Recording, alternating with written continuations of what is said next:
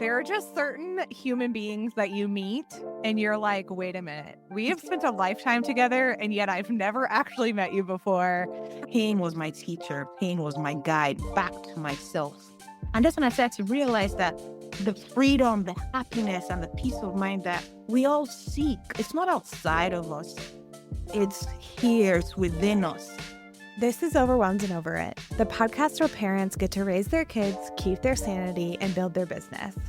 Amazing Soul and I instantly had this bond. I'm so excited for you to share your journey and how you got here and how I met you with the audience. First of all, thank you so much for having me, Gabs. I saw your profile and I was really attracted to your personality and energy. And I was like, I got to connect to this girl. And from there, like your content just really resonated with me, your mission. And I live in Fayetteville. I was just like, and since then, we've just been vibing. No, I actually told my husband this morning, I was like, oh my God, babe, you're not going to believe this. I was like, I am doing a podcast interview with someone from Fayetteville. What is your entrepreneur journey? I am the amazing founder of the Mind F.C.K Co. The Mind F.C.K Co stands for Fun, Compassion, Kindness. And it's a company based on empowering women leaders with mindset tools for a healthy, wealthy, and happy lifestyle. I'm a huge, huge, huge lover of fun, but most importantly, I believe in stupid, simple things. I truly feel like transformation doesn't have to be complicated. You can have fun while choosing to find tools that you can start to respond to life, not react. Really finding fun tools, because what brought me here was pain. I was in the military. I served for 3 years, and towards the tail end of my service, while we're doing like a rock march exercise, I developed an excruciating sharp pain on my back, my lower back. And the next day I went to the doctor and I was like, hey, in my 30 something years of life, I've never experienced this pain before. And obviously, I don't know if you ever had an experience with the military doctors. The next thing they did was they gave me a bunch of medications. I took it, but of course that didn't work out. A few weeks later, and I went back, I was like, this is a lot of pain. I can't sleep on my back. I would appreciate if you guys check this shit out. So they was like, you know what? Take more medication, but they now said, oh, they're going to do a bunch of MRI scans. They sent me to a bunch of brain specialist doctors just to see how the brain was connected to the pain, physical therapy for 13 months, like the whole 9 yards, anything you can logically think to fix pain. I went through that cycle. But at that point, it was beginning to take a toll on my mental and physical health. I had suicidal ideations because it was very excruciating. So the army decided that, hey, you can't serve anymore. We have to medically retire you. So I was moved to the VA hospital. I was still seeing physical therapists, taking my medication. And at that point, I had hit like a ceiling. And I'm like, okay, hold up. I've been doing this for a while. Nothing is working.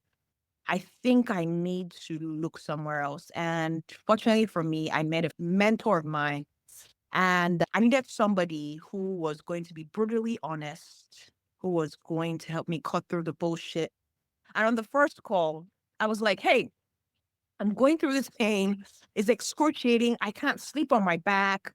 And he looked in my eye and said, until you take responsibility and accountability of everything going on in your life and you stop playing victim, nothing is ever going to change in your life. Gabs, I was mad, but that was the truth. I needed to hear that. Those words changed my mother's life. After that call, I looked into the mirror. I was like, I'm going to start to own my shit. So what did I do? I trashed my medications in the garbage. I canceled my doctor's appointment. And I sat with my feelings and emotion. I gave them a name.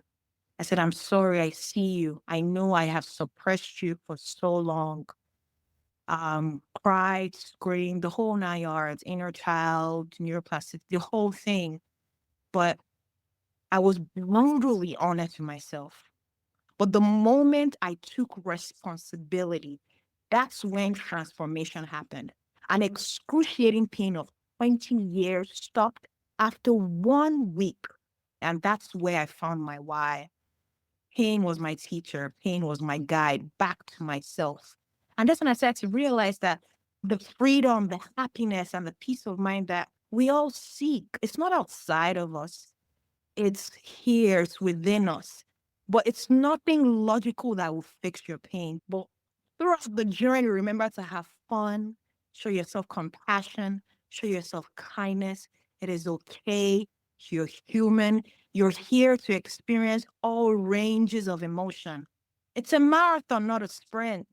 We could just stop the interview right here. I have so many golden nuggets that I'm like, okay, I needed that one. I needed that one. Yep, I needed to hear that shit today.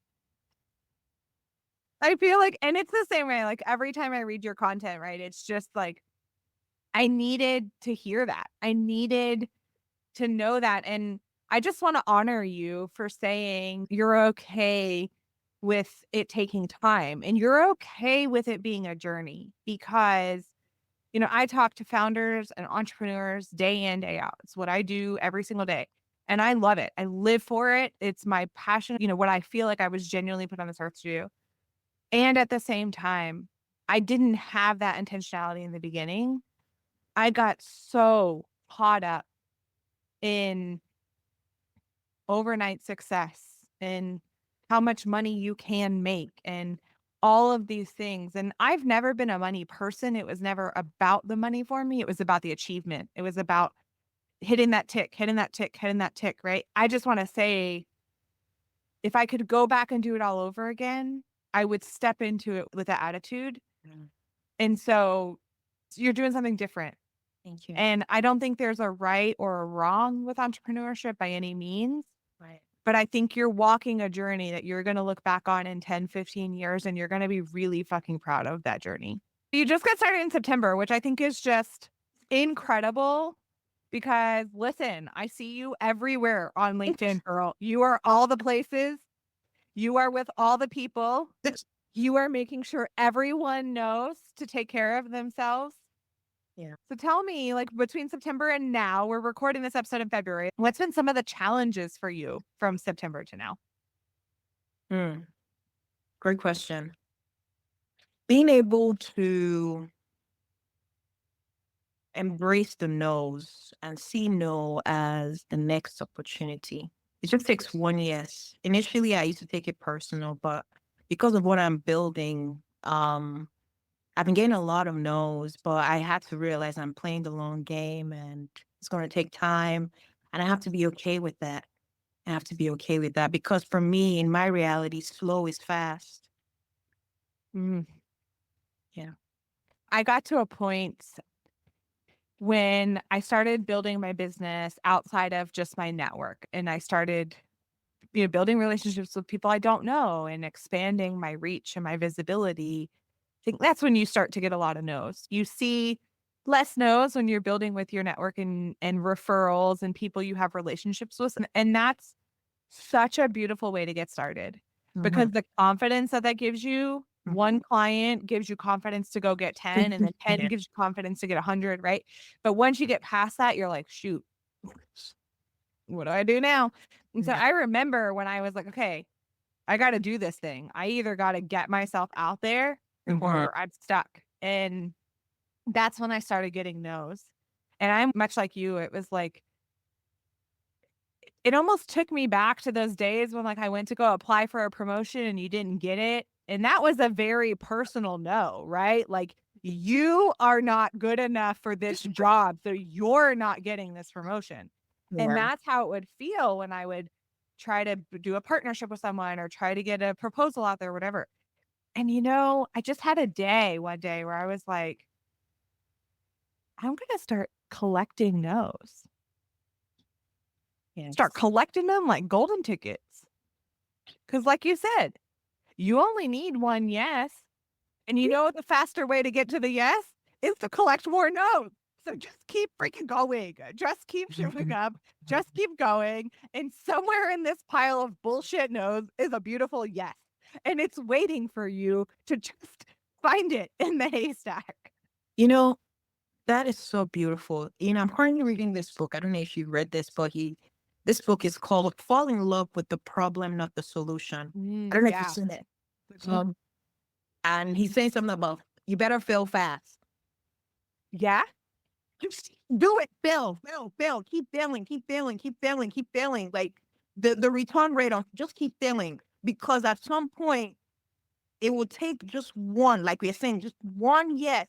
And the domino effect is huge. And he was explaining how he built ways. You know, they actually exited for $1 billion to Google.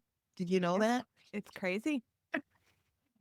But yeah, thank you for that, because it just reminded me that, man, okay, we're going to keep failing forward. Well, and even I wish I could remember, and I don't remember what podcast I was listening to it on, but there was an interview with the former CEO of Netflix. And I know a decent amount about their story because I came from the tech world. So I have studied a lot of the tech giants, but I didn't know this part of the story, which was that he knew streaming from day one. He knew streaming was the game. He knew that was the goal. But he also knew the market was not ready for it and customers were not ready for it. So he said, and I'm going to paraphrase here, but this very particular part of the interview sticks out to me, was that how many entrepreneurs would go do something that wasn't the actual dream, that wasn't the actual goal for 7, 8, 9, 10 years. They screwed around with DVDs just to get their name out there, just to get market share, just to bring some capital in the door, to be prepared to be first ones out the gate for streaming. Yeah. And I think about that because when we talk about failing forward, I'm really cautious to even use that word with entrepreneurs because it has such a negative connotation. And as much as I wish I could, snap my fingers and it changes that, there's conditioning there that's not my place to fix that. But what I want people to understand is every no, every failure, every mistake is a lesson. Yeah. There is something you are learning from that so that when you're put in that situation again, because inevitably you're going to be, you know how to do it faster.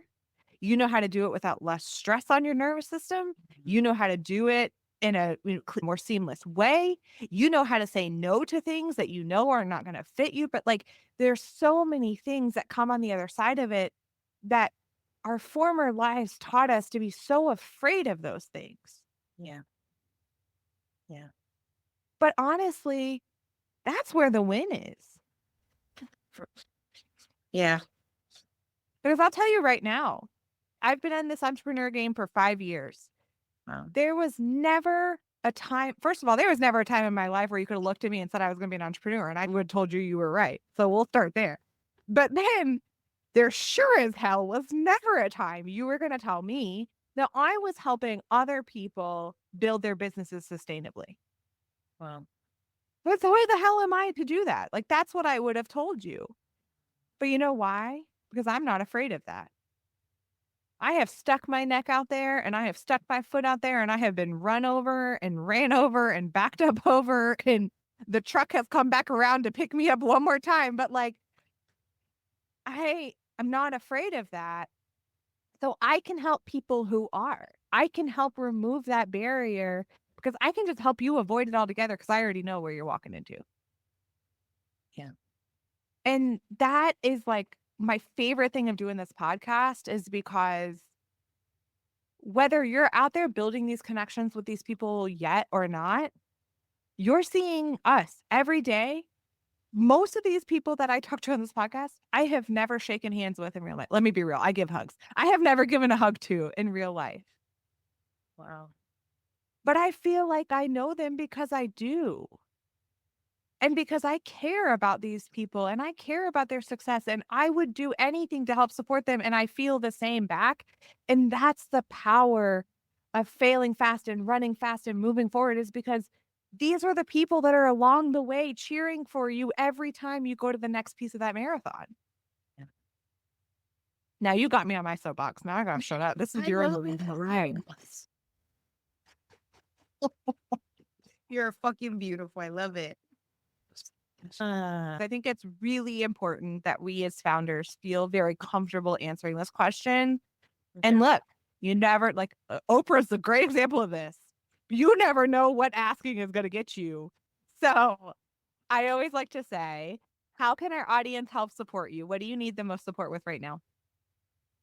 Getting to know awareness, just getting to know what the brand stands for. The mindfuckco.com. I will tell you this though. I'm going to put this out there in the universe. It's going to be every time you think about mindset, you will remember the Mindfuck Co. That's the goal. But yeah, just remember mindset, Mindfuck Co. I love it. All right, y'all. Remember where you heard Amazing People first. Don't forget us little people over here when it happens. Because I'm going to be running around the streets of Fayetteville in one of them neon yellow hoodies. And y'all are just going to know that I rep the brand hard and I was here first. I fucking love you. Awesome. Well, we will make sure that all of your links and all the things are in the show notes so that everyone can connect with you directly. Thank you so much for being here and for spending this time with me. Thank you for having me, Gabrielle. That's why this podcast exists. That's why the newsletter exists. Because we're all just trying to raise our kids, keep our sanity, and build our businesses without losing ourselves in the process. If any part resonated with you today, I'd love to hear from you. Connect with me on LinkedIn at Gabs Hayes, or make sure you are registered for the Overwhelmed and Over It newsletter, which we deliver to you every Wednesday, Thursday, and Friday. Remember, you're not alone in this journey. We're all overwhelmed, but we don't have to stay that way. Until next time, this is Gabs.